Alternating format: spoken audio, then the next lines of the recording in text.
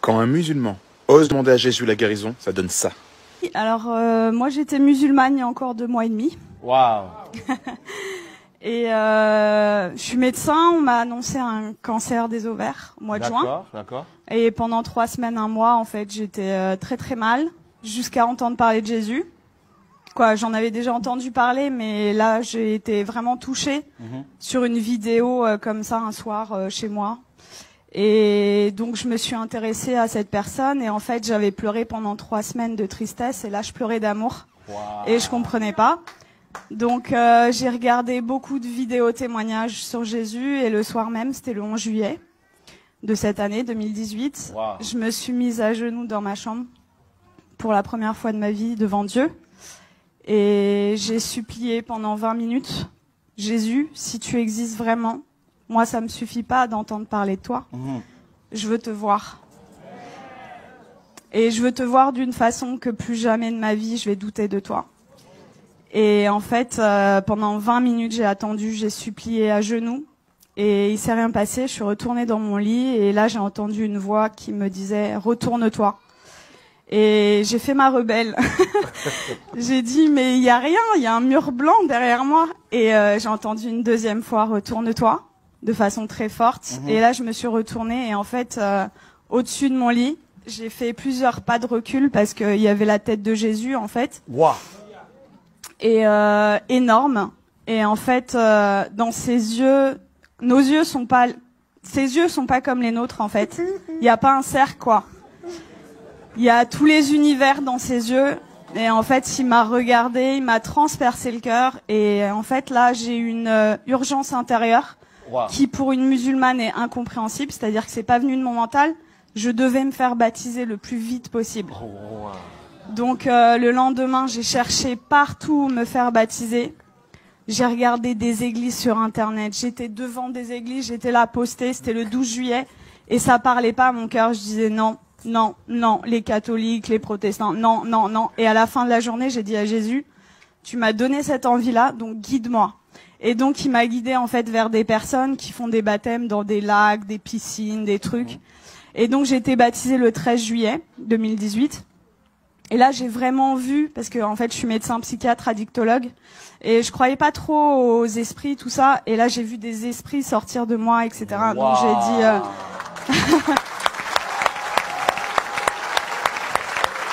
Je continue. Donc là, j'ai vu des esprits sortir de moi et je rentre chez moi, c'était le 13 juillet. Et là, dans mon lit, je commence à parler une langue où je comprenais rien. Et là, je dis, mais qu'est-ce que c'est que ça? Et en fait, on m'a dit après, c'est du parler en langue. Mais chez les musulmans, ça n'existe pas. Donc moi, j'avais jamais entendu parler du parler en langue. Et ça a duré 3 quarts d'heure, 1 heure. J'ai parlé une langue où je comprenais 0 mot. Et en fait, j'ai senti une énergie remonter de mon ventre et je prenais comme ça et je jetais en fait. Ça a duré 3 quarts d'heure, 1 heure.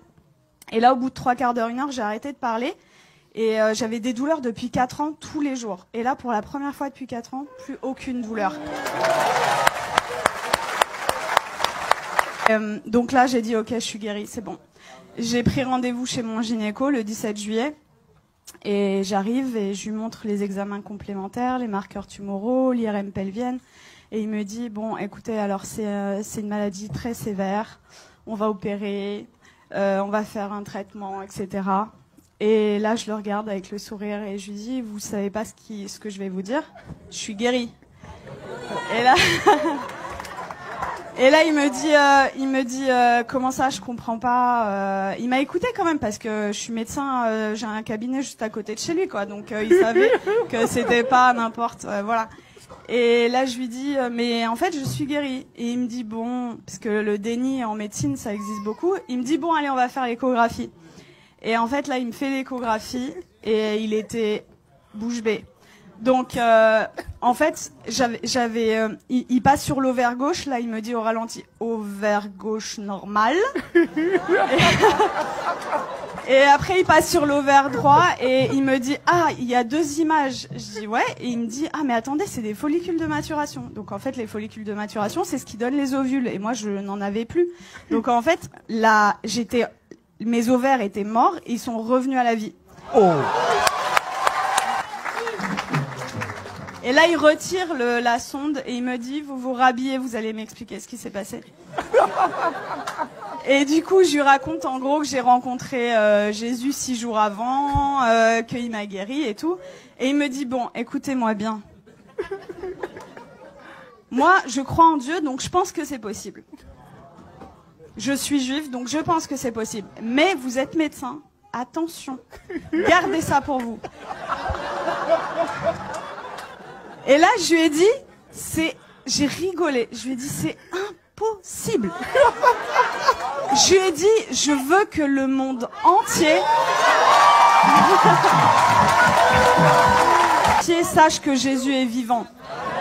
Et il m'a dit, bon ok, et il m'a fait mon compte rendu d'échographie qui était normal, c'était un plaisir pur, et il me le rend, et là il me dit, est-ce que je peux vous faire la bise au lieu de me serrer la main? Je dis bien sûr, et il me prend le visage et il me dit que Dieu vous garde. Et en fait, ce que je raconte partout autour de moi, c'est, tout à l'heure le frère disait que vous aviez vécu au Cameroun l'acte des apôtres, en fait c'est ce que je vis tous les jours quoi. Et c'est-à-dire que j'ai commencé, je travaillais que en cabinet, le Seigneur m'a amené à travailler à l'hôpital, aux urgences, et en fait je vois des cas psychiatriques sévères, et ma première garde après mon baptême, les infirmiers, le geste qu'ils ont fait le plus dans la nuit, c'était ça. Ils y croyaient pas en fait, il y avait que des miracles toute la nuit, ils ont pas compris. En fait, partout où je vais, en fait partout où le Seigneur donc est avec moi, il se passe des miracles, et c'est ce que je dis en fait. Moi, ça fait que 2 mois et demi que je suis chrétienne, et je vois les frères et sœurs, ils osent pas parler de Jésus, ils ont limite honte de lui. Je dis mais oh, moi je vais au salon de coiffure, il y a des coiffeuses qui sont guéries. Je vais à la boulangerie, J'aime beaucoup cette expression. En fait, je dis que le Seigneur c'est l'antidote à tout, et le monde entier a le poison, c'est-à-dire qu'ils connaissent pas Jésus. Moi, j'ai 33 ans, j'ai attendu 33 ans pour qu'on me parle de Jésus. Mais attendez, mais moi, j'aurais voulu que quelqu'un vienne me parler de Jésus. Vienne me dire, mais attends, la solution à tous tes problèmes, ton malheur et tout, c'est Jésus la solution. Mais personne autour de moi. J'avais aucun chrétien autour de moi. Donc, dans ma famille, ils sont tous musulmans et quelques personnes athées. Et en fait, ils comprennent pas du tout ce qui se passe. Mais juste, je voulais vous dire que je vis des miracles tous les jours. Tous les jours, c'est des prodiges de Dieu. Je vais vous raconter juste, il y a quelques jours, ce qui s'est passé, parce que je dois choisir et je peux pas tout vous raconter. Donc, il y a ma famille qui était en Algérie pendant tout l'été. Ils sont rentrés, et il y a mon oncle, en fait. Il a de l'arthrose sévère au genou. Et je suis arrivée, j'ai raconté ce qui s'était passé cet été, et ils m'ont dit, ouais, c'est bon, t'arrêtes de nous parler de Jésus. Déjà, ils ont été tolérants, ils ont accepté d'écouter. Et là, je vois en fait mon oncle, il boite, il a de l'arthrose. Et là, je lui dis, tonton, est-ce que je peux prier pour toi? Il me dit non. Et ma tante, elle lui dit, bah pourquoi? Qu'est-ce que t'as à perdre? On va voir si ce qu'elle dit est vrai. Je dis ok. Et là, le Seigneur m'a donné le verset, vous savez, où il ressuscite une femme et il fait sortir tout le monde en fait. Donc en fait, j'ai pris mon oncle, je l'ai sorti du salon, et j'ai prié pour lui, et en fait, je lui dis, t'as mal à combien? Il me dit à 7 sur 10. Il boitait, et donc je prie le Seigneur, et le Seigneur le guérit. Il me dit, mais j'ai plus mal du tout. Et là, il commence à courir dans toute la maison. Quelques jours après, je retourne dans la famille, et là, il me dit, Nermine, tu vas pas me croire, j'ai vu mon ophtalmo. En fait, il voit son ophtalmo 2 fois par an. Et pour son glaucome. Donc le glaucome, c'est une maladie chronique, c'est à vie, c'est comme le diabète. Et il me dit, l'ophtalmo, il a pas compris, j'ai plus de glaucome. Il m'a dit, il lui a dit, je peux pas t'arrêter les 2 traitements parce que voilà, mais j'en arrête 1 sur 2. La prochaine fois, s'il y a plus rien, on arrête le 2e, quoi. Et donc ça, c'était mon oncle, et mon père qui a 80 ans, musulman depuis 80 ans. Waouh. J'ai été le voir, ça faisait très longtemps que j'étais pas allée le voir, au moins 6 mois, 1 an. J'ai été le voir jeudi dernier. Et en fait, je lui ai raconté ce qui m'est arrivé. Il a été guéri, j'ai prié pour lui, il a été guéri de ses acouphènes, c'est des bourdonnements. Il avait depuis 10 ans, plus d'acouphènes. Il avait mal au dos, il pouvait pas sortir sans ceinture. Plus de ceinture, je l'ai sorti sans ceinture. Il voyait double, il avait une diplopie. Il voyait double quand il mettait pas ses lunettes. Plus de diplopie. Et là, au bout de 2 heures, il me dit, c'est bon, je me donne à lui. Le lendemain, donc c'était vendredi, là.